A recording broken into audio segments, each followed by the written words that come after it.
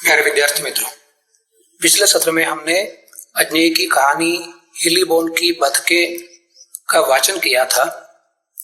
इस सत्र में हम उसकी समीक्षा करेंगे, संक्षिप्त मूल्यांकन करेंगे। अजनेय की ये कहानी एक मनोवैज्ञानिक कहानी है और इस कहानी की मुख्य पात्र है एक स्त्री हीली बोन इरवा, जो पर्वतीय क्षेत्र के सौंदर्य में अपने अकेलेपन को भोगने के लिए अभिशप्त है। कभी उसने प्यार पाया था, पर उसने स्वयं ही तो अकेलेपन का चयन भी किया था।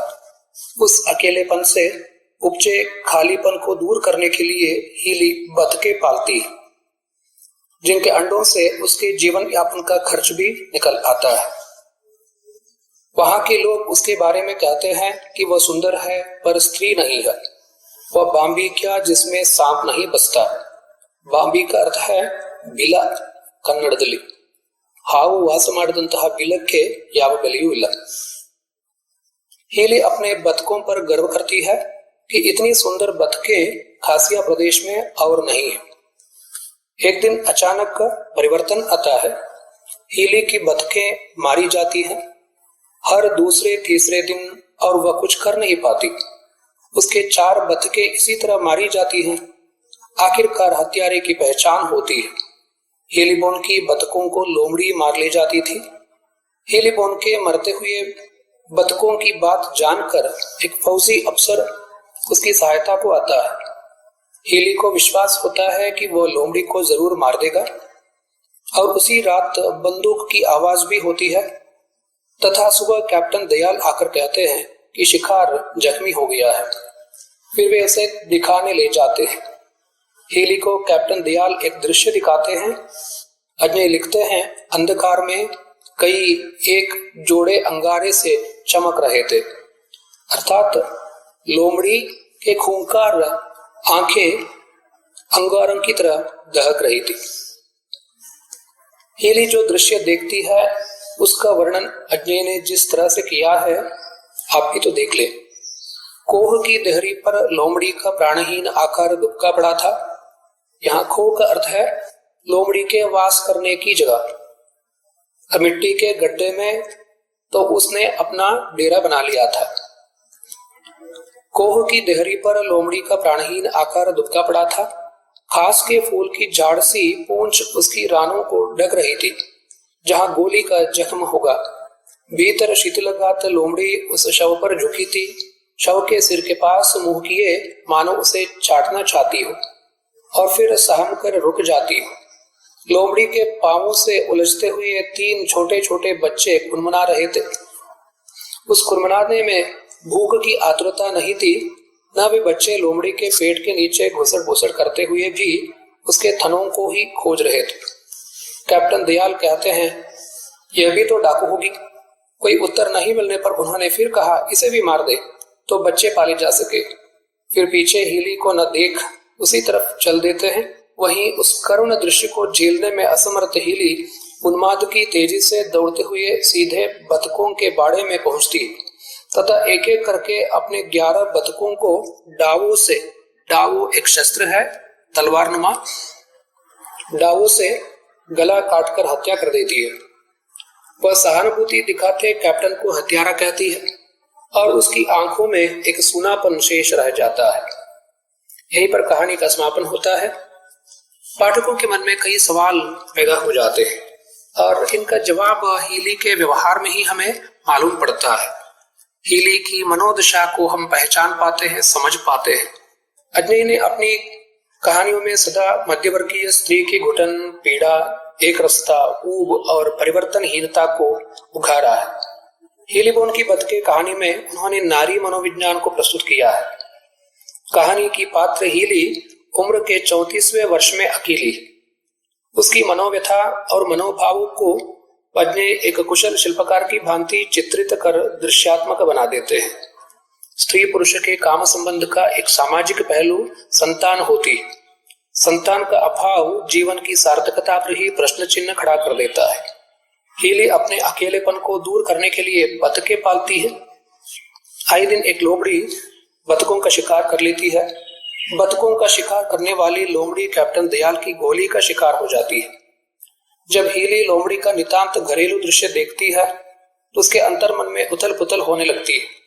वह सोचती है कि शिकार कर परिवार पालन उसका कर्म है।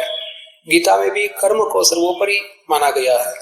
जंगली पारिवारिकता के तहत अगर वह बतखें खाती है वह डाकू नहीं हो जाती। लेकिन कैप्टन दयाल ने तो अपने शौक के लिए शिकार किया है। डाकू लोमड़ी नहीं है, कैप्टन दयाल है।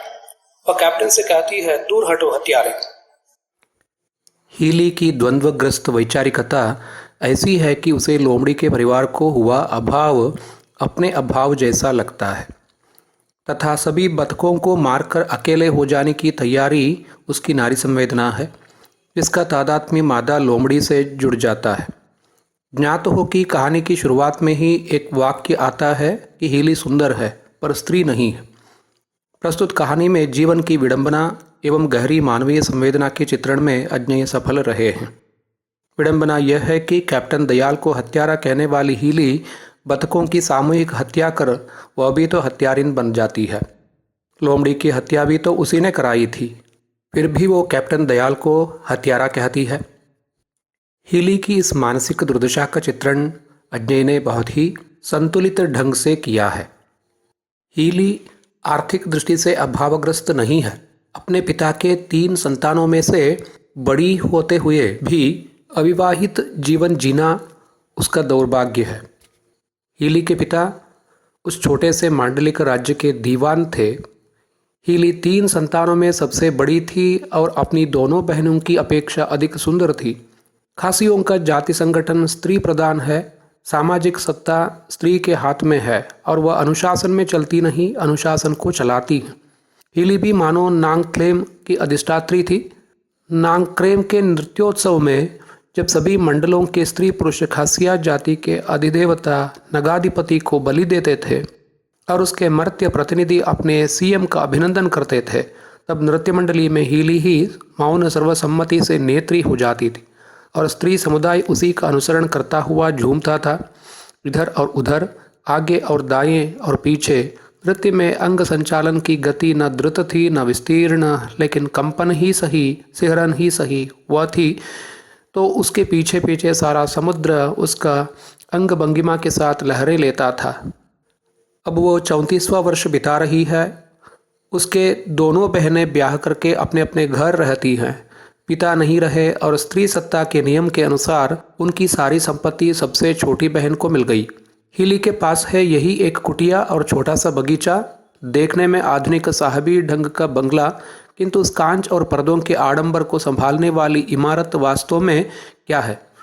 टीन की चादर से छूता हुआ चीड़ का चौखटा, नरसल की चटाई पर गारे का पलस्तर और चारों ओर जेरेनियम, जो गमले में लगा लो तो फूल हैं, नहीं तो निरी जंगली बूटी।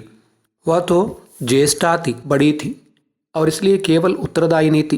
कनिष्ठा होती तो उत्तराधिकारिणी हो जाती। हीली के मन की अशांति के कई कारण हैं। सबसे पहले तो उसका अकेलापन, अविवाहित रहना। अपनी वासना की तृप्ति के लिए तो उसने कोई गलत रास्ता नहीं अपनाया, जिसके बहुत सारे अवसर उसे प्राप्त थे। इसी कारण से लोग कहते थे हीली सुंदर है पर स्त्री नहीं है। वो बाम्बी क्या जिसमें सांप नहीं बसता। इसीलिए तो उसके मन में ऐसी व्यथा बस गई थी। अब तो वो बिना सांप की बाम्बी अपरूप अनर्थक मिट्टी के डूह के समान हो गई थी। अपने जीवन में प्यार पाने की उसकी लालसा कभी पूर्ण ही नहीं हुई। तभी तो बतखों का पालन करती हुई, अंडे बेचती हुई, अकेलेपन का संतरास भोगती हुई वह अपना जीवन बिता रही थी। आखिरी दृश्य में जब वो कैप्टन दयाल को हत्यारा कहती है और खुद डावों की मार से अपनी ही बतखों को मार डालती है, इससे यही स्पष्ट हो जाता है कि उसका जीवन कितना दर्दनाक है। अकेलेपन के संतरास को ढोते हुए वो जिस तरह से जीती है तो उस तरह का जीवन कोई नहीं चाहता। लेखक अज्ञेय ने हीलीबोन की इस मानसिक दुर्दशा को बखूबी चित्रित किया है। प्यारे विद्यार्थी मित्रों, अब तक आपने हीलीबोन की बतखे कहानी की समीक्षा सुनी। धन्यवाद।